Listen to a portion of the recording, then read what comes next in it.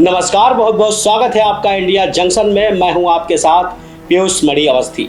UP में BJP के अंदर बदलाव की सुगबुगाहट अब तेज हो गई है। जल्द ही केशव प्रसाद और ब्रजेश पाठक पर दिल्ली में बैठा शीर्ष नेतृत्व बड़ा फैसला ले सकता है। अगर ऐसा होता है तो केशव और ब्रजेश के स्थान पर किसे उप मुख्यमंत्री बनाया जा सकता है। देखिए इंडिया जंक्शन की इस स्पेशल रिपोर्ट में बीजेपी का बदला समीकरण। यूपी में जब से लोकसभा चुनाव में बीजेपी को हार मिली है, तब से यूपी बीजेपी में सब कुछ ठीक नहीं चल रहा। संगठन और सरकार आमने सामने आ चुकी है।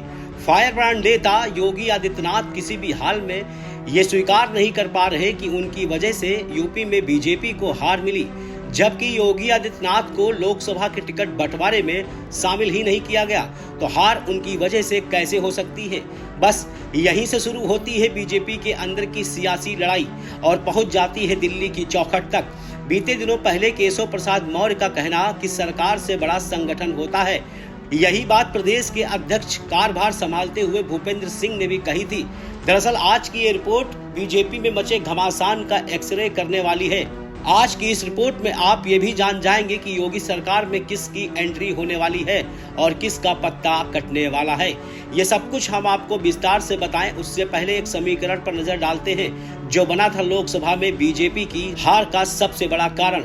दरअसल बीजेपी में अयोध्या के तत्कालीन सांसद लल्लू सिंह का एक बेतुका बयान, जिसने दलित समुदाय को बड़ा फैसला लेने पर मजबूर कर दिया और बदले में बीजेपी को हार का सामना करना पड़ा, जिसका फायदा सपा और कांग्रेस को मिला।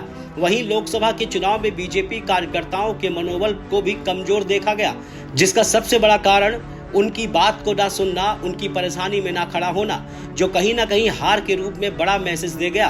कार्यकर्ता किसी भी पार्टी की रीढ़ की हड्डी होता है, ये बात शायद बीजेपी को अब समझ आ गई होगी, क्योंकि दिल्ली का रास्ता यूपी से होकर जाता है और यूपी हाथ से निकला तो दिल्ली भी हाथ से गई। फिलहाल एनडीए ने केंद्र में मोदी की लाज बचाई और मोदी फिर एक बार देश के प्रधानमंत्री बन गए। अब सबसे बड़ा सवाल है कि यूपी के संगठन और सरकार में सामंजस्य को बिठाना। लगातार दिल्ली भाग रहे केशव प्रसाद मौर्य और ब्रजेश पाठक की योगी के सामने दाल तक नहीं गली। योगी वन मैन आर्मी की तरह सबके सामने खड़े हैं। बीजेपी का शीर्ष नेतृत्व भी योगी के सामने बौना बन चुका है।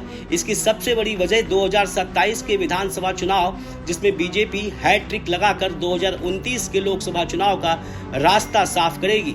योगी हैं तो हैट्रिक भी संभव नजर आती है। लोकसभा चुनाव में मिली बीजेपी के हार की समीक्षा भी हो चुकी है। अब बीजेपी का शीर्ष नेतृत्व यूपी में अपने उप मुख्यमंत्री बदल सकता है। केशव प्रसाद को संगठन में कोई पद दिया जा सकता है और ब्रजेश पाठक को मंत्री रहकर संतुष्ट होना पड़ सकता है। लेकिन इनकी जगह पूर्ति के लिए बीजेपी किस पर दांव लगाने जा रही है, ये भी जान लीजिए। सबसे पहला नाम आता है स्वतंत्र देव सिंह का। स्वतंत्र देव सिंह ओबीसी से ताल्लुक रखते हैं, जो केशव प्रसाद के स्थान पर आ सकते हैं। वहीं ब्रजेश पाठक के स्थान पर पूर्व प्रदेश अध्यक्ष व राज्यसभा सांसद लक्ष्मीकांत वाजपेयी को मौका मिल सकता है। लेकिन एक नाम और है जिसका आना भी लगभग तय माना जा रहा है। वो नाम है मोहनलालगंज के पूर्व सांसद कौशल किशोर का। अब इस नाम की चर्चा हम क्यों कर रहे हैं, ये भी जान लीजिए। दरअसल लोकसभा चुनाव में आरक्षण का मुद्दा बनाकर विपक्षी ये समझाने में सफल हो गए कि भाजपा की सरकार बनी तो आरक्षण समाप्त हो जाएगा। इसलिए एससी वोटर को साधने के लिए दलित नेता व पूर्व केंद्रीय मंत्री कौशल किशोर को उप मुख्यमंत्री बना सकते हैं, जिससे आने वाले चुनाव में बीजेपी को फायदा हो सकता है।